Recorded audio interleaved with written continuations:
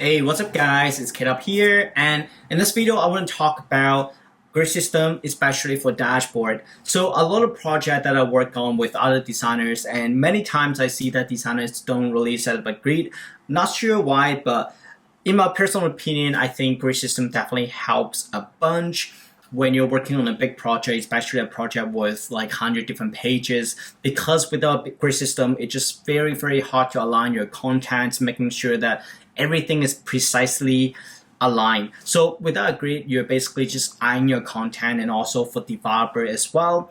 If they're looking at your project and you don't have a grid system set up, they may have to just guess about like how wide should this container be, and that is just not very efficient for them to develop your website and for you as well as a designer to basically handle a large project. So I think grid is very important, and in this video I'm going to tell you guys how I set up my grid system right now. And I had a video before to talk about this, but that video is kind of old because that was still in the kind of Sketch time. So Sketch is definitely not a very good software for grid system, not very grid friendly.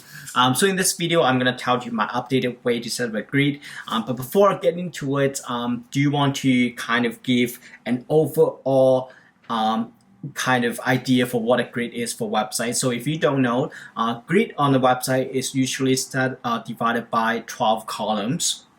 So if you look at Flexboard grid here right now, it doesn't have to be Flexboard grid. It could be any other thing. It could be like Bootstrap. It could be other grid system, but they're very familiar with the 12 grid system. So if you look at it here, basically this is 12 column in a row. So here you can see that this is one column, this is 10, and then 1, 11, and then 10, 2. So if you don't believe me, if you click into it and inspect the elements, the page, then you can see that it is 1 column, 10 column, 1 column. So this is 1, 10, 1, and then within that, if like basically LG means on a larger display, and then if you are on a smaller display, it will turn into 2 column, even smaller turn into 3 column, eventually on mobile sizes it will turn into 12 columns. So that is basically how responsive or website grid works, and that is an overview. But how do you actually apply it back to Figma?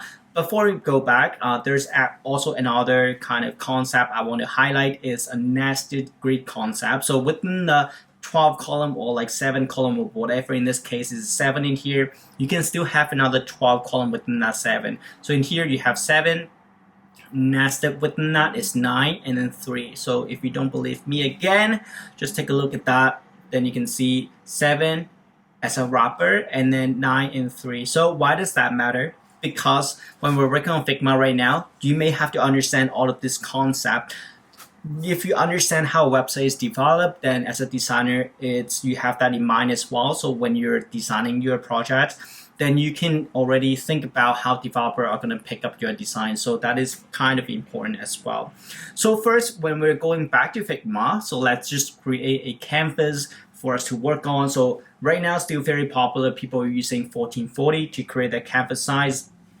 So let's just pick that. So you have 1440 right here. So within that 1440, I want to have a grid. So the old way, like I used to design it like this. So I would create a grid. So just make a column, enter 12, 24, 24. So that would be my grid system in the order me with Sketch. So I mean, not to blame Sketch, but like that is pretty much like how they're pretty good with creating the grid like that.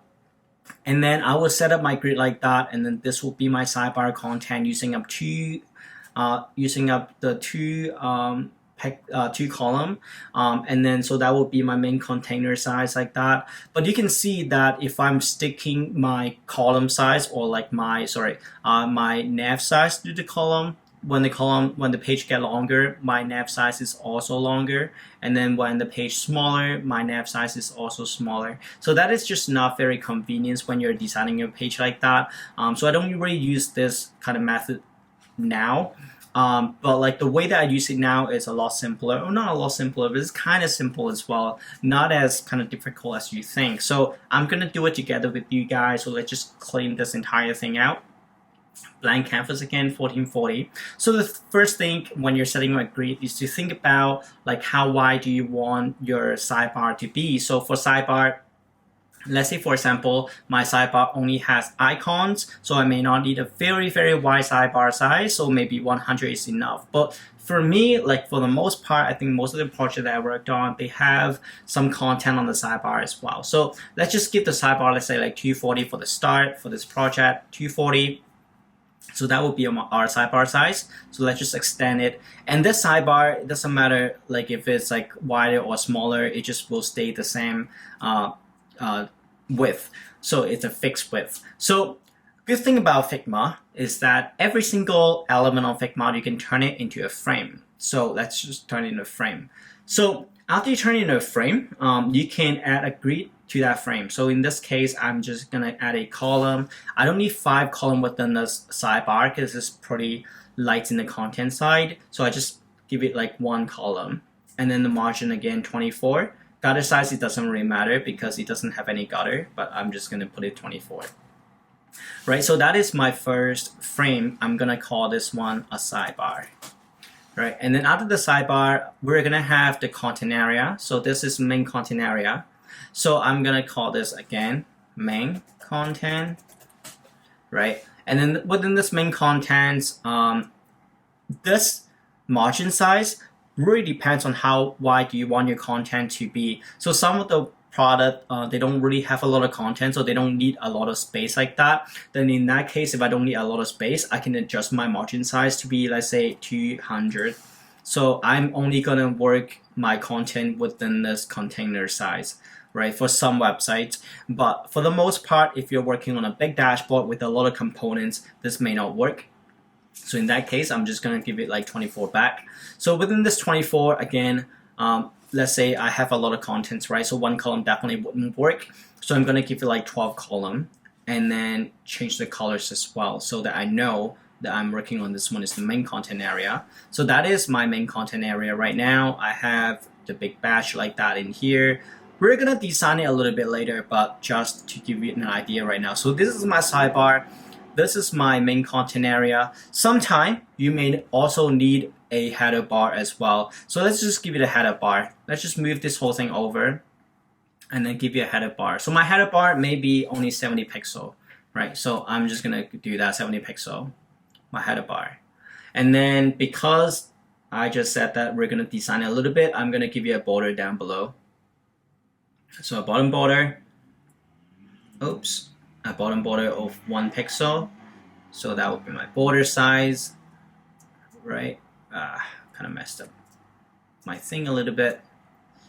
Okay, so that is my overall grid, right? So as you can see in here, we have the header bar, we have the sidebar, and we also have the main content area. So that's pretty much like the baseline of how I would normally need, right, for my content. So let's just design it a little bit. So how am I going to use this grid system right now? So I'm going to give it a logo up here, very typical. People have their logo in the middle front.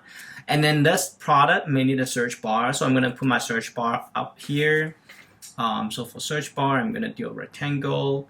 And then this one, maybe put it like 60 height, right? A big search bar, just so that you don't miss it. Right, and then this search bar, give it like a circular treatment. And then on the far side of it, I have, let's say I want to do it a profile picture right here. And then profile picture, of course, give you a name, just call it join, right? Giving this a name, join, a buddy join right here. So you can see that, you know, the header bar right now, we have the logo, we have the search bar, we have the far left. So you can see how I'm aligning the content.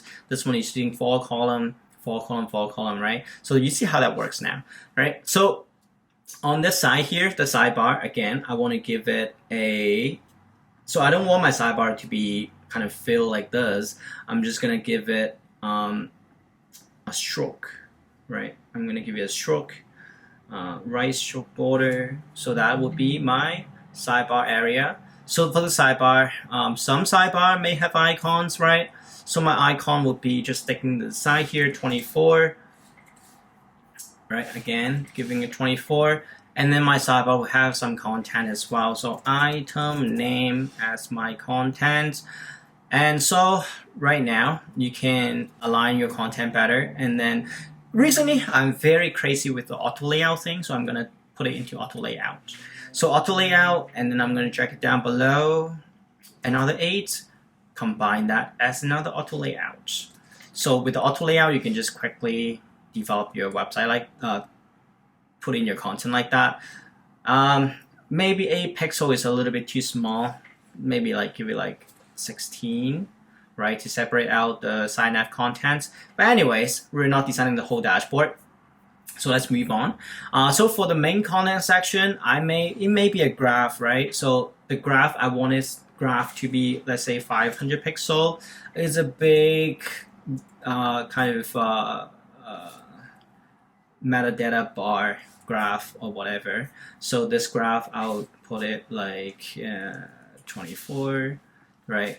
I want to have like a big section up here, and then down below I want to have some other demo contents, right? So let's give it like 24, and then 24 down below as well.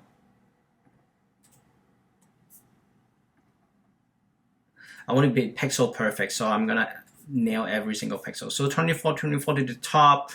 This one maybe this is another side graph, and then I have like some content section right here, right? So you can see now, right? You can really see how I'm using this, right? Like when you're working on your design like that, you can really section out your design based on the grid that you set up. So it's a lot easier than, you know, without a grid that you're basically just thinking about, oh, should it be here? Should it be there? With a grid, it's a lot simpler. I hope that you see what I'm doing here. So this is basically how normally I would set up my grid. So if you want to go crazy, you can really just set this whole thing, turn this whole thing into your auto layout as well. So every single kind of layer section that you change will be different. So for example, for this one, you can really just turn this one into auto layout too, right? So auto layout, let's say if I delete one content section here, the whole thing would resize, right? The whole thing would resize basically. So here I can set this one to be fill container.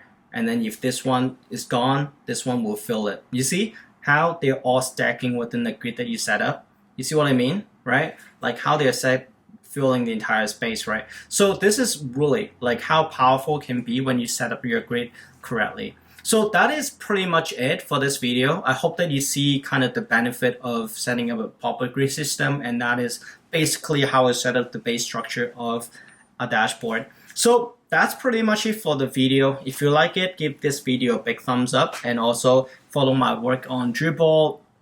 And if you care to see my life more, follow me on Instagram as well.